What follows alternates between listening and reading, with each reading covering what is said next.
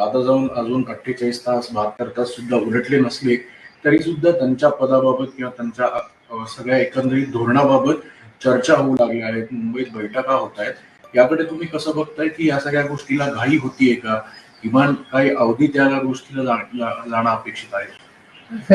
विषयाची आणि चर्चा ही चर्चा इथं झाली की चर्चा मी वाचतोय ती वाचतोय मुंबईचं आहे. शेत कबूल कसे शेत तस्करी पक्षाचे प्रमुख तो त्यांचा अधिकार आहे. त्यांना त्याच्यामध्ये प्राधान्याने काय ठरवलं हे सगळी ठरवलेली दिसते. त्याच्या आधी तुम्ही भाष्य करणार नाही. साहेब, या गोष्टीवरती चर्चा झाली होती कारण पवार राजकीय पक्ष एकत्र येण्याची दादांची देखील इच्छा होती. अगदी अनेक जणांनी भावना देखील व्यक्त केलेली आहे की काही जिल्हा परिषदेच्या निवडणुकीच्या आसपास दोन्ही पक्ष एकत्र येणार होते. काय अशी चर्चा झाली? असं आहे की जिल्हा परिषदेच्या निवडणुका असं सुरू आहे त्याची सगळी जबाबदारी अजित होईल.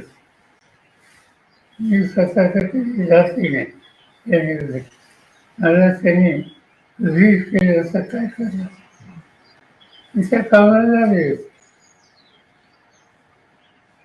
तर मध्येच हा अपघात झाला. आज खऱ्या अर्थाने राष्ट्रवादीची विधिमंडळाची बैठक होत आहे. 2 वाजता घटनेची पद देखील सुमित्रा पवार यांना मिळणार आहे. 5 वाजता उपमुख्यमंत्र्यांची पदाची शपथ देखील घेणार आहे. असं वाचण्यात आले हा त्यांचा अंतर्गत पक्षाचा निर्णय दिसतो तो त्यांचा अधिकार आहे. साहेब, जसं तुम्ही म्हणालात की आता दोन्ही राष्ट्रवादी एकत्र येण्याच्या ज्या सगळ्या चर्चा होत्या त्या महापालिकेत आपण बघितलं की दोन्ही राष्ट्रवादी एकत्र लढल्या. काही ठिकाणी यश आलं, काही ठिकाणी अपयश आलं. पण आता पुढची भूमिका तुमच्यावर मोठी एक जबाबदारी असेल पुन्हा एकदा. तर या सगळ्या गोष्टीत कधी या संदर्भातलं थोडं त्याच्यामध्ये काही चालू होतं माझ्या कारणामध्ये होतं त्या सगळ्या चर्चेत मी होतो. पण अजित दादा, जयंत चौकासी, शशिकांत शिंदे असे आमचे काही सहकारी याच्यात सतत होते आणि ते त्या सगळ्यांना एकत्रित करण्याच्या प्रक्रियेच्या जवळ पोचले होते. शेवटचं विषय त्याने आम्हाला लोकांना केलं होतं. दरम्यान हा आघात झाला. साहेब, येत्या काळातला सगळं हे मोठी जबाबदारी पुन्हा एकदा सगळ्या तुमच्या पक्षातल्या लोकांवर असेलच. त्यामुळे आगामी पक्षाची वाटचाल आणि त्यासोबतच पुन्हा एकदा एकत्रीकरणावरचे मुद्दे या सगळ्या गोष्टीकडे तुम्ही कसं बघणार आहात? आणि तुम्ही जसं काल स्वतः नदीची पाहणी करायला गेला होता, तुम्हालाही ते आता जाणवतंय की कुठेतरी मोठं परत स्वतःहून थांबायला लागेल, स्वतःवर जायला लागेल. त्यामुळे सगळी पुढची वाटचाल आणि पुढची भूमिका या संदर्भात वेळ जरी लागला तरी पण कशी जाईल त्याबाबत आमची जी नवी पिढी आहे तिला प्रोत्साहित करणं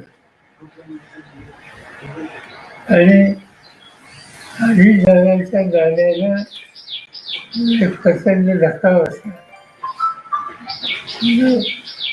झालं तो भरून काढण्याच्या दृष्टीनं जे जे करता येईल ते करतो. साहेब, आज शपथविधी होत आहे. शपथविधीला पवार कुटुंबियांपैकी कोण कोण असणार? पुढच्या वर्षांपासून बाकी आम्हाला जायचं. साहेब, आपण उपस्थित राहणार अशी बातमी आहे. काय आपण जाणार आहे? नाही काही माहितीच नाही. आणि आहे का हे माहिती.